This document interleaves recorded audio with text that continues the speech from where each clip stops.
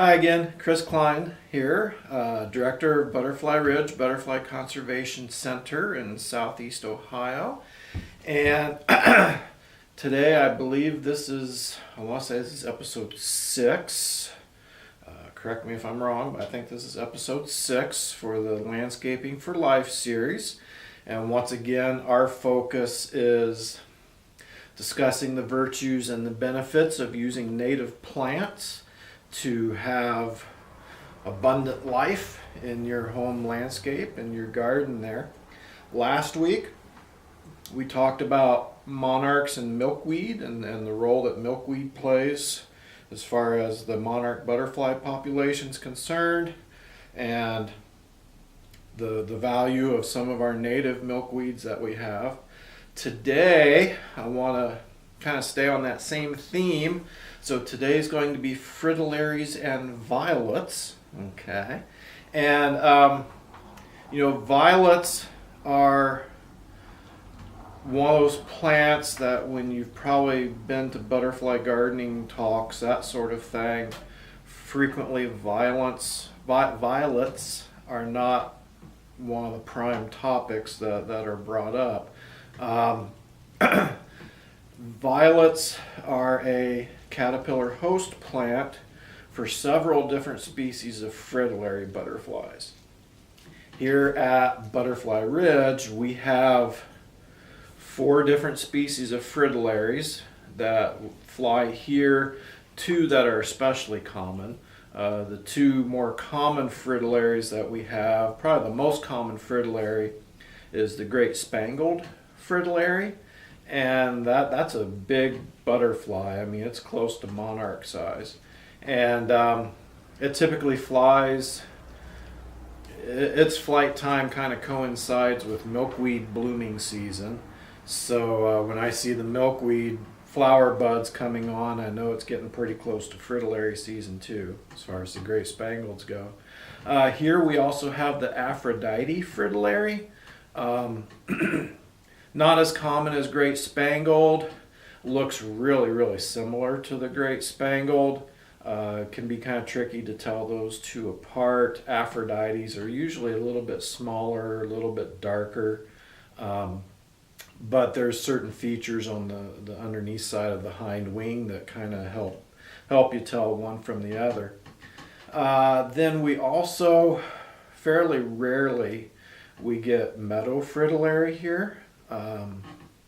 Oddly enough, in Logan, I help take care of the lawn at the church we attend, and in the summertime, Logan Vineyard Church has far more Meadow Fritillaries than we have out here at Butterfly Ridge, which I find kind of ironic. I don't know, I may have to borrow one of their females one of these days and see if we can't give our Meadow Fritillary population a boost out here. And then another fritillary that we have is the Variegated Fritillary. Now, the variegated, they usually actually move in from elsewhere, more towards late summer usually. Every now and then we'll see one earlier than that, but typically they move in from the south and from the west kind of as summer goes.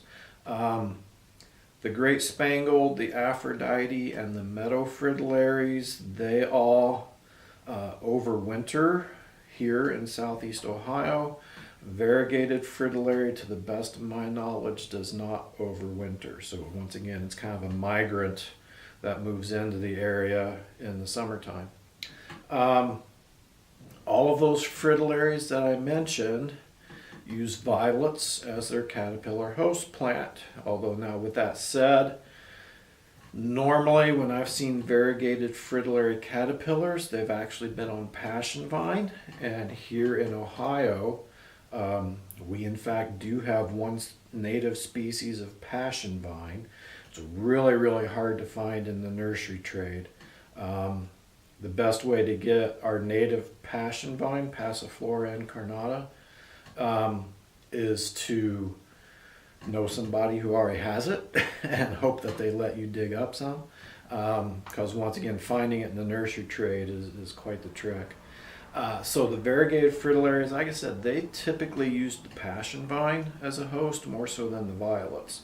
But the other fritillaries I mentioned, Great Spangled, Aphrodite, and Meadow, they all use violets. Now here at Butterfly Ridge, we have 4 different species of violets, 3 that are relatively common, 1 that we don't have very much of.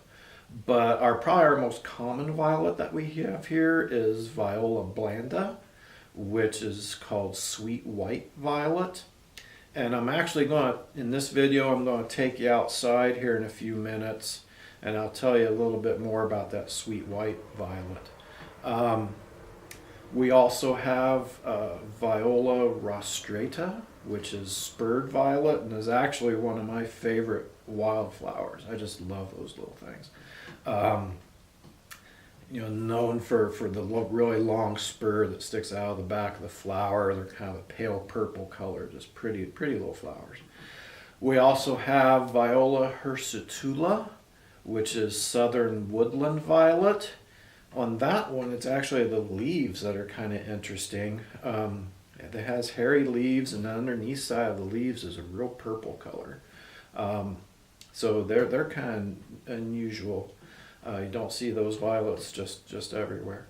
The one violet that we have here that's actually fairly rare for us, but I've seen, for example, I can take you to sites down around Athens where it's really quite common. And that is Viola pubescens, or the common yellow violet. Excuse me. And once again, the fritillaries, they'll use all these violets as far as their caterpillar host plants are concerned.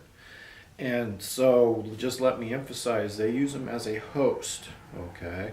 The flowers, you're not going to see butterflies sipping nectar out of violet flowers, okay? They just don't do that. They don't use violets as a nectar source like that. But once again, they will eat the leaves, they'll eat the flowers, the caterpillars will. So violets are a really strong butterfly plant to have.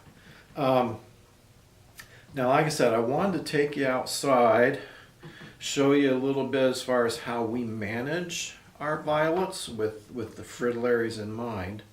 And so let me take you outside, and then we'll come back in and kind of wrap things up. Alrighty, so I brought you out here to the woods to give you a better idea of our strategy as far as using violets to attract fritillaries. And so here we are actually right next to our clearing. This was our very first butterfly habitat we created here at Butterfly Ridge. Hopefully you can see the tree house there at the edge of the clearing. Looks a whole lot different in the wintertime than it does in the summer for those who have been out to visit us. And so what we did in this area that's kind of between the trail over here and the tree line here in this big empty spot, we transplanted roughly 100 violets, specifically Viola blanda, sweet white violet, and we transplanted them from an area on the northeast corner of Butterfly Ridge where it was they were growing in a really deep dark shade. No fritillary in his right mind would go in there to try to find them. So what we did was we brought the violets out to kind of where the fritillaries were more likely to be. And so that was this space here. Now, the reason why we put the violets right next to the tree line here, there is in fact a reason why we did that. In that fritillary, when that little caterpillar hatches out of his egg, he doesn't feed for very long before he actually goes off to find his overwintering site. Okay, fritillaries, believe it or not, they overwinter as caterpillars, which yes is kind of unusual. And so where they overwinter, believe it or not, is actually in the trees. Okay, and what they will do is they'll find a nice great big tree, kind of like this oak here, and that little tiny caterpillar, he'll wedge himself into these cracks in the bark, and that's where he spends the winter time, is in the cracks of the bark of the tree.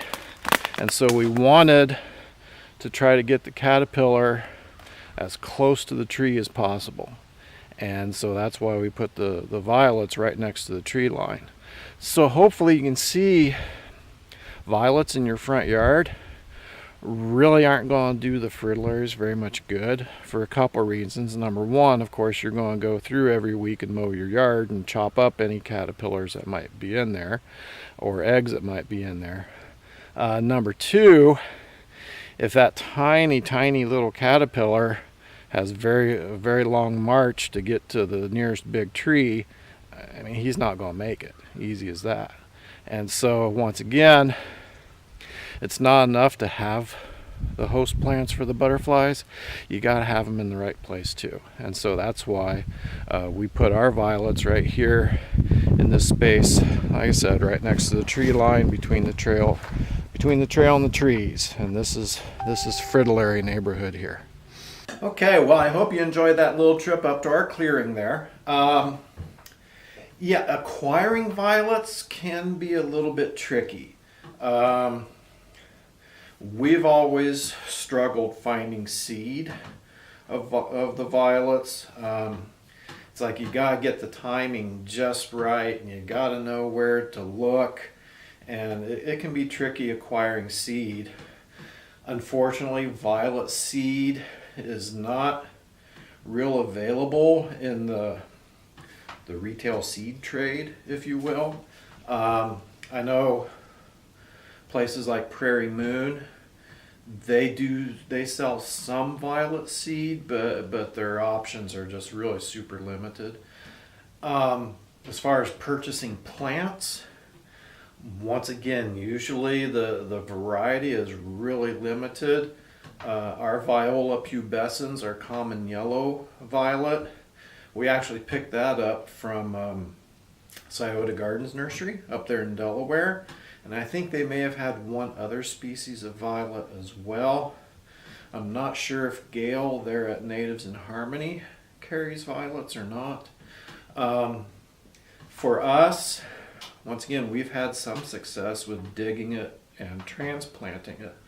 And as I mentioned when we were outside, I mean, in the northeast corner of our property, I mean, we have a huge patch of the sweet white violets down there in the woods, not benefiting butterflies in any fashion whatsoever.